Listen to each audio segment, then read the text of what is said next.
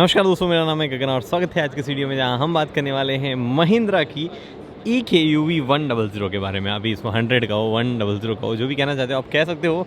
महिंद्रा शायद 100 कहना चाहेगा।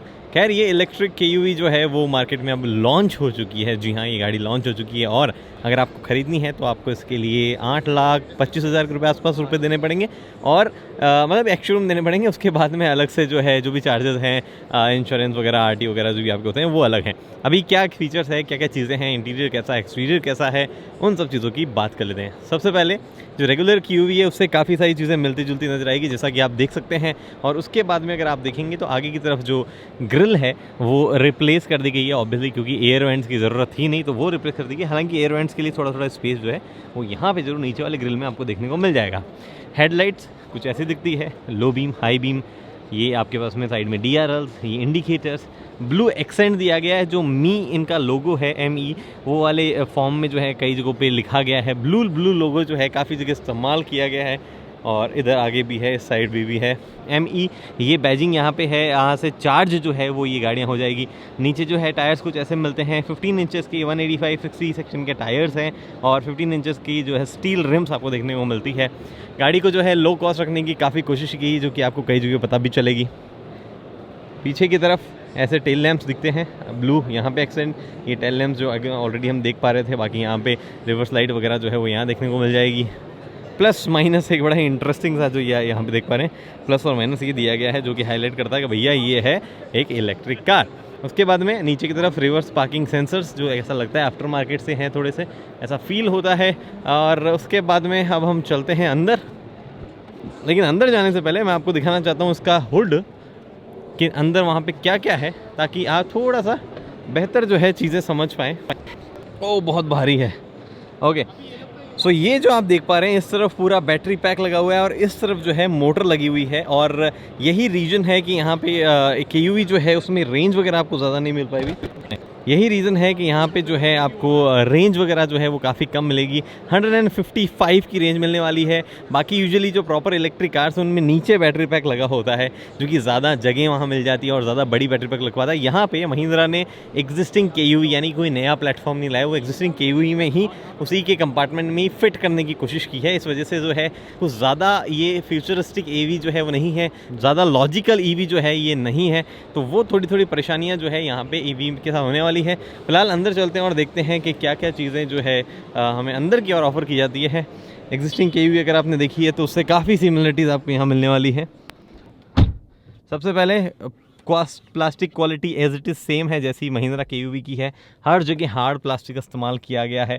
यहाँ पे आप जो देख पा रहे हैं ये खाली है, कुछ नहीं है। इस तरफ जो है कंट्रोल्स है, जो कि वॉल्यूम अप डाउन और ट्रैक चेंज करना है, सोर्स म्यूजिक का चेंज करना है, वो है। पीछे यहाँ पे इस जगह है एक छोटी सी MID मिलती है और इस तरफ जो है आपको टिपिकल टेकोमीटर मिलता है। और यहाँ पे जो है इस तरफ आपको ये देखने को मिलता है RPM। अब मुझे नहीं पता यहाँ पे RPM का क्या लॉजिक है, बट RPM यहाँ पे दिया गया है, क्योंकि इलेक्ट्रिक कार में RPM कोई लॉजिक नहीं होना चाहिए। उसके बाद में ये पूरी तरीके से बंद है गाड़ी यहाँ पे, और चालू करने के लिए जो है पुश स्टार्ट बटन नहीं है। कन्वेंशनल जो की होती है ना, वही यहाँ पे दी गई है, नीचे की तरफ कन्वेंशनल की दी गई है, कोई पुश स्टार्ट टाइप चीज़ नहीं है। तो कुल मिला के वैसे तो गाड़ी सेल पे जाने वाली, बट मुझे अभी भी लगता है कुछ चीज़ें जो है इसमें EV वाली फील दे नहीं रही है। उसके बाद में ये गियर लीवर यहाँ पे है, जिसमें RNFD ये मोड्स जो है वो दिए गए हैं। उसके बाद में ये यहाँ पे ब्लोअर है, ऑटोमेटिक AC नहीं है, रेगुलर AC है। और नीचे की ओर 12 वोल्ट का यहाँ पे चार्जिंग सॉट है।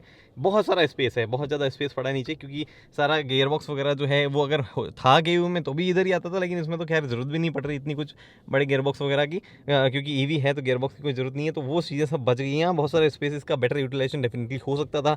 बहुत ही ऊँचा सा निकला हुआ है ये एक पार्किंग ब्रेक है, हैंड ब्रेक है, और यहाँ पर एक थोड़ा सा स्पेस और अवेलेबल है। इधर ग्लव बॉक्स, यहाँ बॉटल होल्डर, ये वैनिटी मिरर बिना लाइट के, IRVM यहाँ पे आपको देखने को मिलता है, जिसमें मैं आपको दिख रहा हूँ, और आप इसको से एडजस्ट भी कर सकते हैं डे नाइट के लिए। सन ग्लास होल्डर, ये जो आप देख पा रहे हैं, यहाँ से बूट अगर आपको अनलॉक करना है तो वो आप कर सकते हैं। यहाँ से आपको कैबिन लाइट जलानी है तो वो आप जला सकते हैं। और सीट जो है वो कुछ इस तरह की मिलती है। बोस्टर सपोर्ट जो है सीट्स का वो काफ़ी अच्छा है, उसमें कोई शिकायत ऐसा नहीं होगी किसी को भी। अगर हम बात करें कि यहाँ क्या दिया जाता है, तो वेल यहाँ पे एक छोटा सा स्पेस है जिसमें आप सामान रख सकते हैं, और नीचे कुछ ऐसा सेटअप आपको देखने को मिलता है। अभी डेड पेडल दिया गया है, हालांकि डेड पेडल नहीं भी होता तो बहुत सारी जगह थी यहाँ पे, और वो बहुत ही कोई परेशानी वाली बात नहीं है। देखो आप वहाँ तक देख सकते हैं, पर देखो क्वालिटी पूरा ओवरऑल कारपेट जो है वो हिल रहा है। तो ऐसे क्वालिटी के मामले में जो है काफ़ी सारे क्रिटिसिज्म इस गाड़ी को झेलने पड़ेंगे। एग्जिस्टिंग जो रेवा है उससे थोड़ी सी बड़ी है ऊंचाई में, तो आप बोल सकते हो कि ये थोड़ा टॉल बॉय टाइप की चीज़ फील मिल जाएगी अगर आपके पास में जो महिंद्रा E2 प्लस है उनके मुकाबले। भाई कुछ ज़्यादा कुछ नहीं मिलने वाला है। पावर बटन है और पीछे के पावर बटन है, वो दोनों आपको यहाँ पर देखने को मिल जाते हैं, पावर विंडोज़ के बटन। और ये जो है लॉक अनलॉक करने के लिए। पीछे वाली सीट्स पर आते हैं। पीछे वाली सीट ऐसी है, आगे वाली सीट मैंने अपने हिसाब से एडजस्ट कर रखी है। अब मैं पीछे बैठने की कोशिश करता हूँ। एक चीज़ बहुत अच्छी है, ये जो सीट ना बहुत वाइड है, बहुत वाइड है, तो यहाँ पे थाई सपोर्ट बहुत बढ़िया होने वाला है इस सीट का। तो ये देख सकते हैं यहाँ पे इतना लेग स्पेस आपके पास अवेलेबल है। हेड स्पेस की अगर बात की जाए तो वो भी बहुत ज़्यादा अवेलेबल है, कोई भी शिकायत उसमें भी आपको नहीं होनी है। और थाई सपोर्ट भी जो है अच्छा है, हालांकि बेंच बड़ी है इसलिए अच्छा हो जाता है।